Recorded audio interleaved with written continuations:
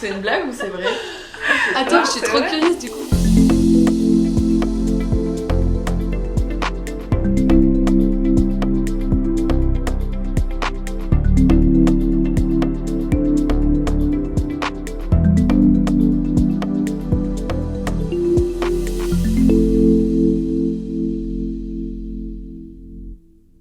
On va recommencer nos échanges. On s'est laissé avec le dernier échange avec Charlène au sujet de ton métier de maquilleuse, coiffeuse. Et cette fois-ci, on va se tourner vers Pauline. On se connaît. Toi, moi. 3 ans. Il se passe plein de choses en 3 ans. Sauf que il y en a qui te connaissent depuis plus longtemps. Et donc c'est Thérèse qui a écrit un petit mot pour toi. C'est trop chaud. Et qui est l'une de tes meilleures amies, si je me trompe pas. Ouais, elle est trop chou, ouais. Comment décrire Pauline en quelques secondes? C'est ma difficulté principale, car quelques mots ne sauraient traduire ce qu'elle est. Je pourrais comparer Pauline à une fleur des champs, fragile et forte à la fois, secrète et exposée, sublime et humble. Elle se ferme et se ressource dans les nuits qu'elle traverse, et elle est grandiose, dans la lumière qui se crée autour d'elle. Pleinement vivante au sein de la nature, mais vivant dans la cité, elle est sauvage et docile à la fois. Elle trouve sa joie au milieu des autres car elle chérit la diversité et la rencontre. Mais elle aime être seule pour réfléchir et se ressourcer. Cette première description en dit déjà beaucoup. Pauline est tout en nuances, en contradictions et en poésie. C'est l'âme infiniment assoiffée d'idéaux, l'âme torturée mais fascinée par le néant et l'absurdité qu'elle perçoit de ce monde, l'âme inépuisable et puissante dans sa contemplation de la beauté de l'univers. C'est l'âme de l'artiste et du chercheur. Elle crée avec ce qui l'émerveille, elle trouve l'inspiration dans ce qu'elle ne comprend pas, elle est en perpétuel questionnement. C'est une personne qui aime se confronter à ses incertitudes et qui vit une stable instabilité, car elle ne veut pas se dire que tout est acquis. Jamais. Sinon, ce monde ne serait pas de Dieu. Et je pense que c'est surtout cela, Pauline, une aventurière de Dieu. Qu'elle me pardonne, parce que ce portrait ne sera jamais vraiment Pauline. Ce n'est qu'un peu de ce qu'elle me laisse la chance de voir, et que j'interprète à ma subjectivité d'amie. Bah dis donc, c'est magnifique. Ça te touche? Ah, ça me touche beaucoup. Merci Thérèse. Je suis hyper touchée par ces mots-là, et je me retrouve dans ces contradictions, effectivement. Qui, je crois qui sont humaines et qui sont propres à chacun. Hein. Mais je sais pas quoi rajouter, c'est hyper poétique. Du coup, j'ai jamais été. Je sais pas, vous avez déjà été décrit de façon poétique, vous? Non, c'est super impressionnant, c'est magnifique, c'est incroyable. Non, c'est hyper beau. Merci, je suis hyper touchée par ces mots-là. Mais je pense qu'en fait, on va encore continuer à beaucoup découvrir, comme nous on le fait du coup depuis ces derniers entretiens qu'on a eu de préparation. En fait, on découvre toujours petit à petit, parce que chaque fois, en fait, on aborde les sujets qu'on va aborder là maintenant. En fait, tu te dévoiles toujours de plus en plus. Et c'est vrai que du coup, à chaque fois, tu nous laisses vraiment la brèche pour te découvrir un peu plus. Et tu nous l'as fait voir, en tout cas, dans notre échange avec Charlène. C'est pour ça qu'on continue avec toi. Tu nous as dit lors de nos échanges que tu voyais ta profession de musicienne professionnelle davantage comme une vocation. Est-ce que tu peux peut-être nous expliquer déjà ce qu'est une vocation pour ceux qui ne savent pas forcément ce que c'est et pourquoi est-ce que tu le perçois vraiment comme une vocation? Très bonne question. Non, une vocation, ça vient, alors j'ai pas le mot exact, mais étymologiquement, c'est le même mot qui a donné voix. Et dans vocation, il y a un appel. On s'entend appeler à faire quelque chose. Et c'est vrai que quand j'étais petite, j'ai très tôt eu envie de devenir une chanteuse. Comme c'était un peu cliché, et je percevais ça, parce que toutes mes copines voulaient être chanteuses ou danseuses étoiles, ou comédiennes. Et en gros, moi, je l'ai pas dit. Mais c'est quelque chose qui est resté secret et qui a mûri. J'ai une expérience de foi très forte quand j'ai eu 14 ans. Et disons que ça m'a particulièrement orientée vers ce chemin de musique. Je me sens appelée à faire de la musique, à faire de la louange plus particulièrement aujourd'hui. Après, c'est un appel qui se renouvelle chaque jour et qui peut-être est voué à s'arrêter dans un mois ou dans un an ou peut-être dans 10 ans, peut-être que ce sera jusqu'à la fin de ma vie. Mais enfin, intérieurement, je vivrai toujours de cette vocation.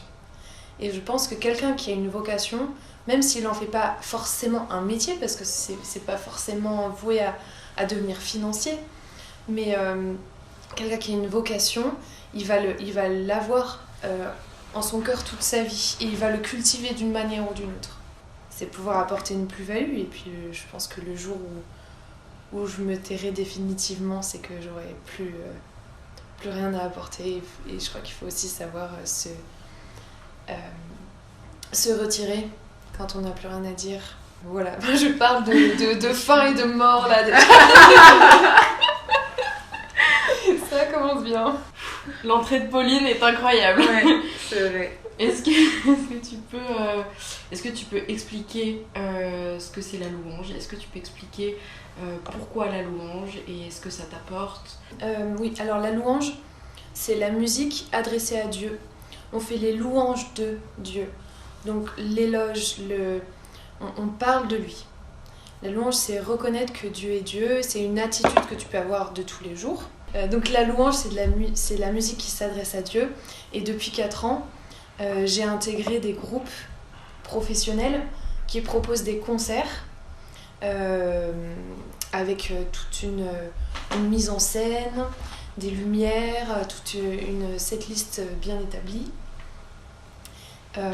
pour des églises et pour des rassemblements. D'accord. Et donc du coup, tout ce travail de scénographie et de mise en scène, est-ce que c'est quelque chose qui t'intéresse, que tu as voulu développer? Est-ce que tu te sens à l'aise avec ça? Ou est-ce qu'il y a des moments où tu as plus envie de rester dans ta bulle, dans ton cocon, et de louer pour toi-même, dans ta chambre? Ou est-ce que non, tu te sens à l'aise de monter sur scène, devant des gens, de partager ça avec d'autres personnes? Non, je ne me sens pas à l'aise dans la mise en scène. Parce que justement, la louange, c'est se mettre... déjà, chanter, c'est se mettre à nu. Et la louange, c'est se mettre devant Dieu, donc devant quelque chose d'immense, d'infini. Et donc là, tu peux que être authentique devant quelque chose qui te dépasse autant. Tu peux pas faire semblant, tu peux pas te cacher. C'est-à-dire qu'on ne joue pas un rôle.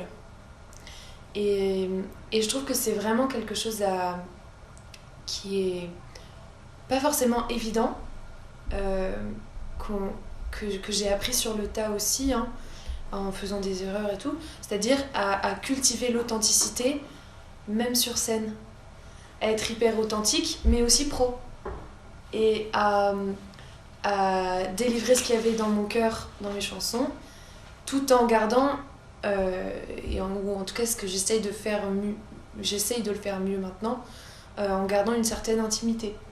Parce qu'effectivement, j'ai besoin de ma bulle, j'ai besoin de ces moments d'intériorité, de secret, pour pouvoir mieux en donner au monde en fait. Oui. Si le monde c'est tout de moi, mais déjà je suis pas très intéressante. Enfin, je veux dire, non, mais dans le sens, je suis banale, quoi, comme tout le monde. Et si on se donne tout le temps à voir, on cultive aucun mystère, on n'a rien à redonner, puisque... tu vois ce que je veux dire, il n'y a pas de nouveau. C'est ce qui m'intéresse, c'est justement la louange, c'est que c'est décentré. Et en même temps, comment est-ce que tu peux aussi te protéger parfois, et comment est-ce que tu fais quand tu gères, quand tu essayes de gérer au moment en fait où ça va pas? Parce que, moi qui partage aussi la foi, je dis non, clairement ça va pas, et il faut quand même que tu le fasses. Tu tombes et tu te casses la figure, parce qu'on est humain. Et en plus, on fait un métier passion. Quand on est artiste, on travaille avec nous-mêmes. Le terrain de notre travail, c'est nous.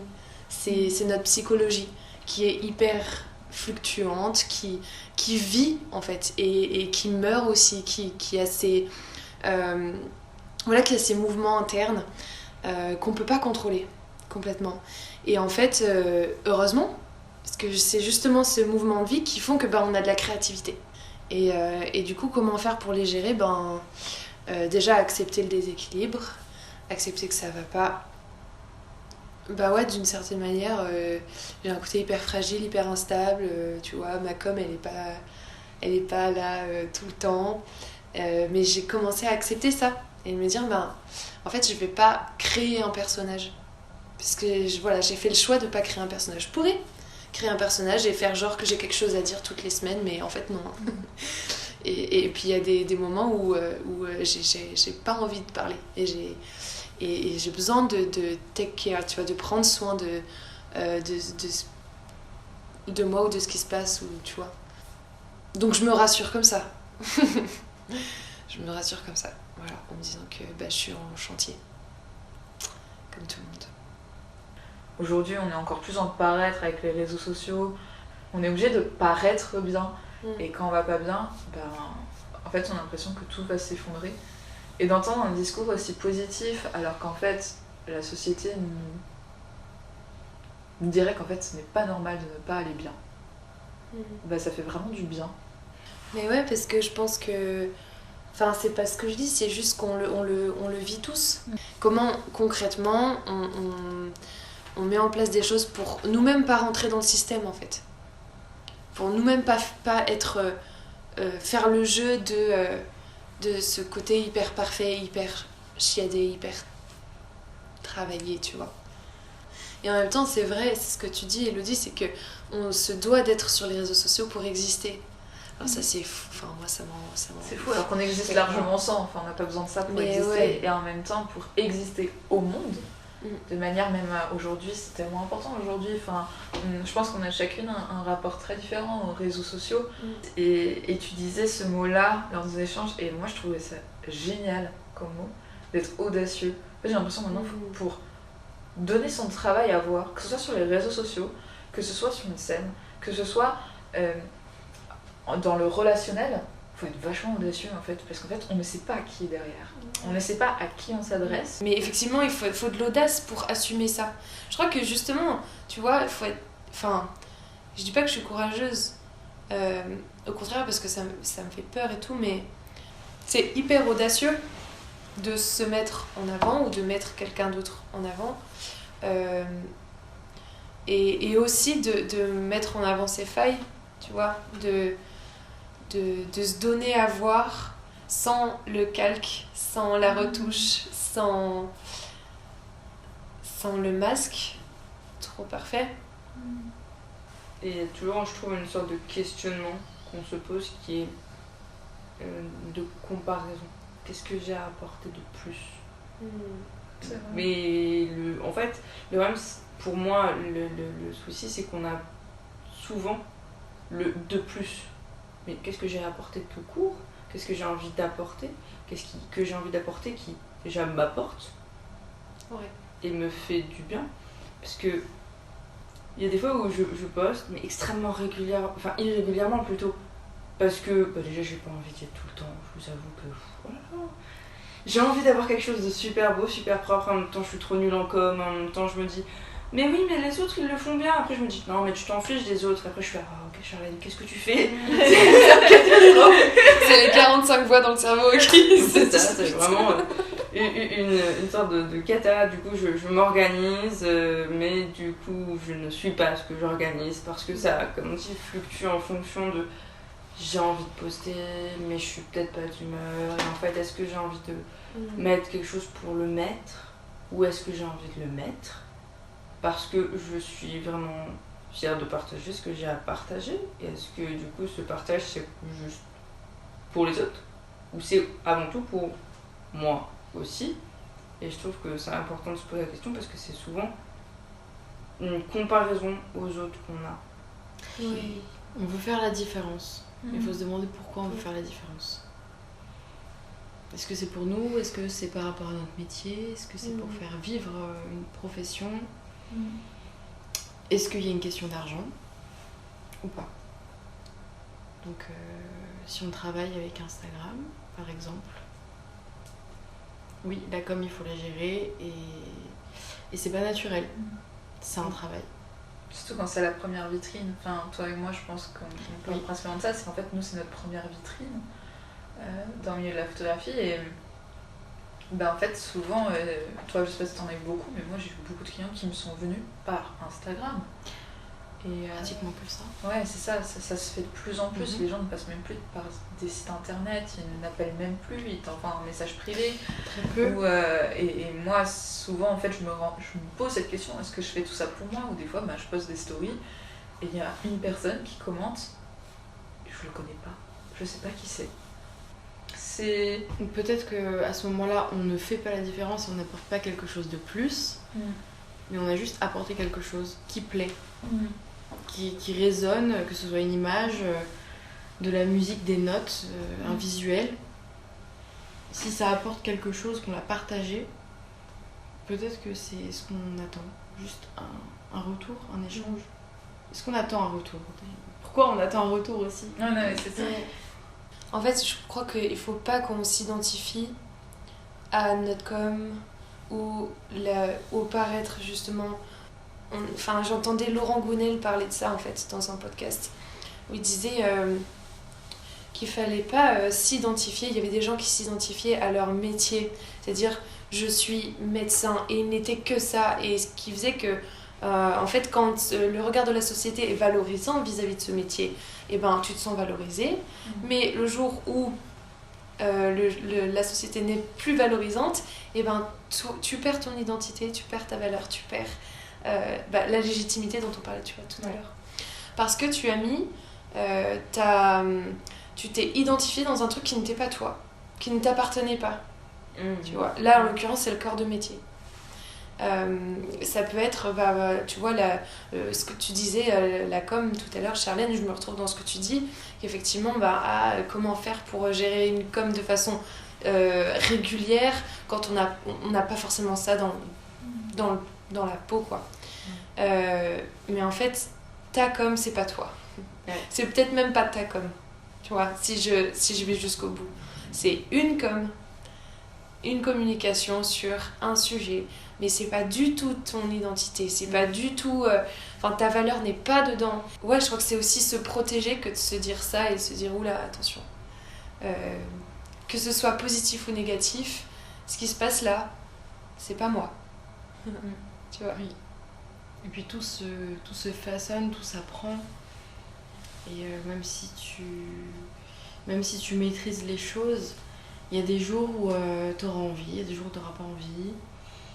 Et on ne peut pas savoir qui tu es en regardant ta vitrine et ta manière de communiquer.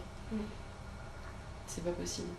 Par contre, heureusement, quand tu es en pleine prestation, on peut peut-être un petit peu te cerner. Parce que là, il y a un contact humain. Et c'est le plus important.